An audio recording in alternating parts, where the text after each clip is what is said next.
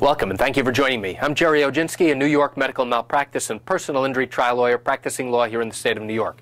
Today's video tip is a little bit different, and it asks the question, should an attorney in New York who learns that they have been communicating by Twitter, which is a social networking site, with a juror on their case, does that attorney have an obligation to inform his adversary about that, as well as the court, during the course of the litigation?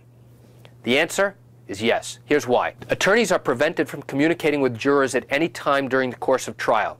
During jury selection, attorneys are told, and they tell jurors, potential jurors, that we cannot communicate with you outside of the courtroom.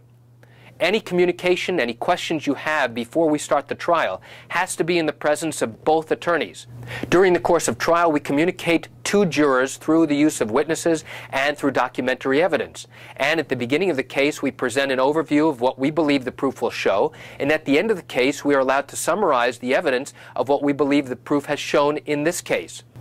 In today's prevalence of people using social networking sites like Facebook and Twitter and MySpace, it's conceivable that an attorney can be communicating with somebody, let's say on Twitter, and not realize that that person may be involved in their own case. However, if the attorney learns that a juror has been using Twitter to communicate anonymously with the attorney, and for some reason, some communication, the attorney learns that that person is a juror, the lawyer has an absolute obligation to tell the judge and to tell the adversary about that communication.